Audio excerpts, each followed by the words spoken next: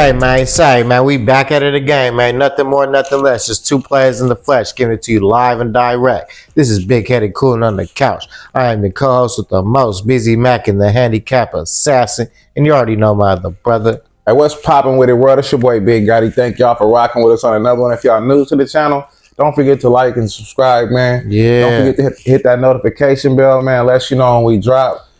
Thank y'all for rocking with us on another episode of Coolin on the Couch. God bless everybody. I'd like to thank our sponsors, man. Smokers Club, G Exotics, you know. Shout out Moon Rocks, man. Shout out Double Trees, man. So, man, I want to get this one actually started off with that man Kanye West, man. So, yeah, you've been Kanye West, man. He had an album listening party.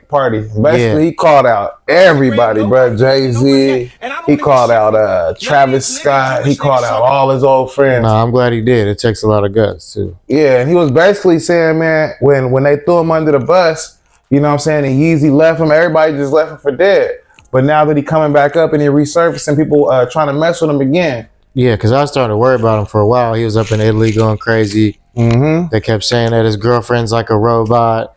She's on, she won't leave his side and all That's types. His wife, right? His new wife. Yeah, his new wife. And they're trying to beat her down, you know what I'm saying? Try to find anything bad about her. Like, oh my God, look what she's wearing. But Kanye's, like you said, a free-spirited person. He's going to say what's on his mind. Yeah. And then it's going to drive him crazy if he don't. You can see it's been driving him crazy. They've been trying to keep his kids and shit. Like, yeah, and he's been exposing a lot of things lately. Yeah, and I'm glad he's doing that. You know, they've been working with, you know, a lot of other people that's been against his agenda. And, you know, it's came out that he only get to visit his kids now, supervised visits. They basically trying to call him crazy and they trying to throw him under the bus.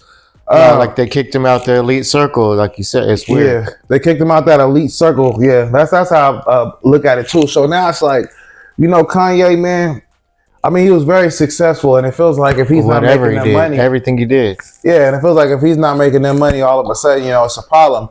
I don't think it's cool to go against your friends, though. You know what I mean? Like, no matter if he going through something, you got to stick right there by his side. That's facts. So I kind of look at it and I say, man, he had the right to call out Jay-Z, Travis Scott, you know, all these people. He ain't wrong either, and it's just bad that's how cutthroat this industry is. You know what I mean? It's your own homies, your own family, like you said, people you came up with in this industry together, just turn their back on you for some money or some type of shit. Yeah, you know, everybody want to be, you know, noticed as the hot person in the cool circle and the elite circles. And I see now Kim Kardashian even changed on them. You know, she even switched up on them. Yeah, she's everywhere now. Like, she's being too loose with it. Do you think she couldn't wait? And this is something I just think about, I throw out there. Do you think Kim Kardashian and him was the start to Kanye's downfall? I mean, because that's kind of like how I feel about it. I don't know. Like, when he got with her, it seemed like when he first got with her, it was calm, but then he was like thrusted into the spotlight, and that kind of messed with his head. You could tell it did. Yeah. Because he started acting crazier and crazier, paparazzi. So then he was used to it, and it just kept going on and getting worse and worse as they got married and all that shit. Yeah, so I don't know. It was crazy to me because when he got with her, like you said, it seemed like it was smooth at first. You know, it seemed like it was. Yeah, it sounded good, like you said. Yeah, I mean, it just seemed like he started going down. Like the fame was too much for him. He was much rather better living a. And not just that, the media tore him apart for sure. Yeah, the media had a big play in it. The media had a big play in driving him crazy, for sure. Having him like, don't get me wrong, Kanye does be talking crazy and shit, but he says a lot of true shit. Like, people are afraid to say. You know what I mean? Yeah. And he calls out a lot of people that need to be called out. He's not holding his tongue no more. And power up to Kanye for doing that, man. That's real. Yeah, man. Shouts out to Kanye. I don't want to say nothing disrespectful about the man. Like I said, man. Sometimes, you know, we all go through things, whether it be mental issues, whether it be whatever, man. And for him to stand up, you know, through the shit he's going through, I can't do nothing but commend the brother. You know what I'm talking about? For sure. Best of luck in that, man. Keep your mind right. Just don't let them people get to you. For real, man. And this is another one, man. King Yella, man. So we got that, man. King Yella, man. So it came out King Yella was telling, man. And I was like, fuck, man. As much as King Yella go online and talk about everybody and make fun of everybody and be funny and shit, you know what I'm saying? He ain't even funny to me. I like FYBJ Maine more than I like him. But yeah, but you know how he try to be funny and shit, try to be goofy. Yeah, I can't take him serious though. Like, he gets everything coming to him for sure. But it was like they said he snitched on Offset.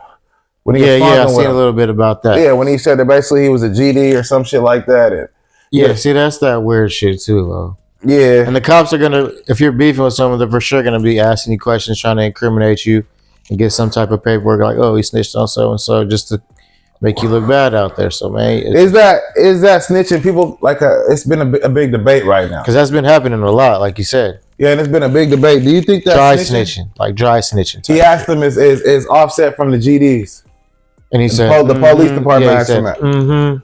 Shit like that. It's like they ask you incriminating questions, like what are you supposed to say? Yes, no. Like, I get what you're saying. You're supposed to say no. I don't know that shit. That's him. You know what I mean, but yeah, he agreed to it, so that's that man. Like, yeah, now you got to deal with the repercussions that you took. You know what I mean, yeah, I think he was snitching. You know, I can't really see it. Because he just said he asked him about after other people too in Atlanta, and he was naming them too. So, like you said, once he started naming the other people, but I'm just bringing up off shit. What's that shit they say? Give 3, tell away. Tell on 3, get away free. Yeah, give. That's how I looked at the shit too. I was like, that's probably what they was doing right there. You know what I mean? Yeah, and that type of shit ain't called for. You feel me? And the cops at the same time are like probably like behind the scenes building RICO acts and all these people he's asking about, and for sure. And then 1090 Jake, man, he wake. I see he was snitching at like 4 o'clock. I seen the video. Motherfucking, not even a couple hours later, 1090 Jake had the shit up, man. You know what I'm saying? So no, 1090 Jake's a real, you know what I'm saying, athlete to that shit. Yeah, that motherfucker be on that shit. I trained first in the gym. With the job. Yeah, first one. He's like you said, he got an inside source, so. Yeah, I don't really fucks with 1090 Jake. But I don't really fuck with him either because it give me police vibes. He just get like you said. He tells me who to look out for, who's snitching and who's snaking around and shit. But he ain't no better than they are, man. He just got a platform. Yeah, and the police vibes, man, that should be dangerous because I'll be like, what the fuck is going on, bro? You feel me? This shit nuts. How the fuck he be knowing this shit before anybody else? Facts. And he put out a little post too, like, man, I'm gonna tell y'all about the next rapper that's snitching. Is y'all ready or something? So I had seen it, so I had stayed tuned and I was ready. And everybody wants to hear that, like, so that's just gonna clickbait like a motherfucker. Like, yeah, keep people running in, keep people. That's all he did. But in your opinion, I see a lot of people getting rich off of exposing people like that. For sure. Yeah, but in your opinion, is King Yella a snitch for telling the police things they already knew? That's what people are saying. He's not because they already knew that. They already knew it, but it's like you just gave him the okay, so it's like you helped them or some shit. What's that shit called? You kind of informant? Nah, what was that shit? Nah, you stamped it. You basically stamped it. Like maybe they thought that. Yeah, so you just said yes or no, and maybe she said yes, so you got to deal with that. You stamped it. Yeah, so shit, if you stamp it, you stamp me and shit, that's right. Yeah, you stamp me. And then he knew what he was saying. He didn't even want to say yes no more. He just started saying, and shit like that. So it's like, yeah, You know he fucked up. Yeah, you know you fucking up when you're doing shit like that. That's real talk.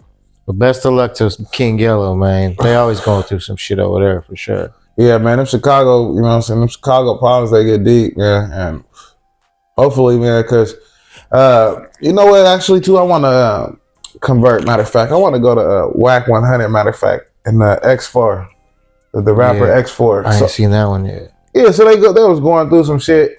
Basically, Wack 100 had took a picture with X4, and basically everybody was thinking Wack 100 was X4's manager from LA. You know what I'm talking? You know X4. Oh yeah, with all the tattoos on his face. Yeah, X4. The young dude. Yeah, the young dude. So he was like, man, everybody thought I was his manager and shit, but I guess on No Jumper the other day, the Wack and Adam show, I guess he got up on her and he was like, man, you know what I'm saying? I never even tried to approach him like that. You feel me? And he was like, I would never try to sign no artist that ain't controlled by itself. You know what I'm saying? Like, basically he was trying to say that X4 is controlled by everybody around him, all of his gang. You know what I mean? And that sounds about right, though, because I felt the same like about Crip Mac and shit. What you mean? After a while, they didn't fuck with Crip Mac, and then they seen Crip Mac was doing something good and really bringing money in. Everybody wanted a piece of it. They was like, oh, you can't use the word Crip and all this. Remember we seen that? Yeah. And then they were endorsing him, sticking up for him after that. So it's like, we'll just use him and run with it. So I don't really expect that type of shit. Yeah, it got tricky for me because I was like, man, to be honest, like Wack 100, he's so messy all the time. Like, I don't know if he said it or he didn't say it or if he signed them or if he was in the studio trying to sign them. Like, it gets so tricky with Wack. But it's like half of this shit with Wack is entertainment and half of it's the truth. And those two fools we just spoke about, like X4 and T-Mac, they're like poster boys for like poster boys. So it's not and they all from neighborhood and shit. So if you take a picture with him, for sure you're gonna keep your shit rolling. You make some shit up, for sure you're gonna keep your shit going. Like yeah. So he's just like you said, being messy, trying to stay in the politics and weird shit. You know how Wack is. I don't like that shit. Yeah, to me, I hope X4, you know, he got a good career, man. He a dope artist, you know what I'm saying? And I don't wanna with him, man, because this always happens in LA, bro. This dude said the reason why they don't blow in LA is because they got too much beef. Yeah, facts. And he was like, that's the only reason why we don't have a big West Coast artist like that, like a big artist from LA. He's like, Oakland and shit, they kind of blow, you know, the Bay Area. You got Stockton, we blowing. You know what I'm saying? But he was like, LA. That's all like negative shit, beefing and shit. Yeah, because it's almost like you ruining your opportunity to take it to the next level, you know what I mean? It's like it is good, I guess. Yeah, and then labels, like you said, labels are afraid to take you on because you bringing all that extra drama and baggage. Like they don't know if you're gonna be out.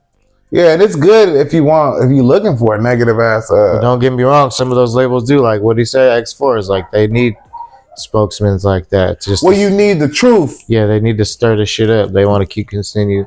You don't want to have a record label based on fakeness and lies. You want to have a record label. Like we've been saying, man, they got an agenda to tear down the community. So they're gonna keep the hardest rappers, or the realest, the realest, rawest rappers, facts, most tatted face, the most marketable. You know what I mean? Yeah, because that's what people is watching right now. They needed another Crip Mac. You know what I'm saying? Nah, they did, but just like you said, it was blood or something. But to me, X4, he a Crip, but to me, he dope.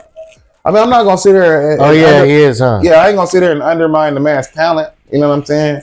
But I just think that but he can really sing and shit. Like he can rap and shit. And to me, when you how you look at it, Wack 100, he gonna always be messy. But this is my message to X4 though, man. You know what I'm saying? Just keep that shit solid, man. You know what I'm saying? Yeah, facts. Keep it Don't solid. get into drama because you can take this shit way farther. Stand on your business. And another thing, bro, a lot of these artists, they need to make sure they go market themselves in Atlanta. Make sure they go market themselves in these different places like Dirty Glove Bastards and all the other podcasters. Don't just try to come to No Jumper because you got that LA presence. Burnt out. Yeah, but you got to go to the other. There's a lot of other big podcasts right now that's doing numbers. What's that? Off the Porch? Yeah, Off the Porch. I think that's in Texas. I'm not sure, but I think that's based in Texas or Atlanta. There's a bunch of them, man. Shout out to all y'all, man. Yeah, shout out to all of them because, you know what I'm saying, y'all doing a good job by promoting this hip-hop in the right way, too, because they ain't on there like Adam and them. They ain't on there fucking stirring up controversy, and they just asking real questions, man. You feel me? Like you said, just don't let them mislead you or nothing, man. Just keep on your principles.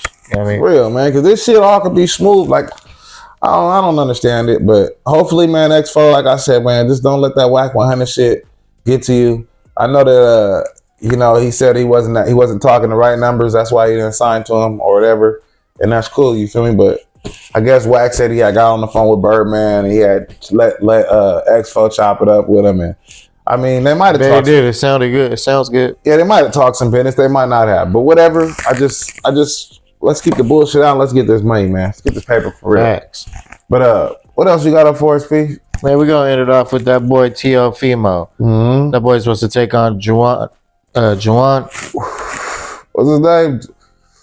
Jermaine, my bad. Jermaine Ortiz. Jermaine Ortiz. Yeah.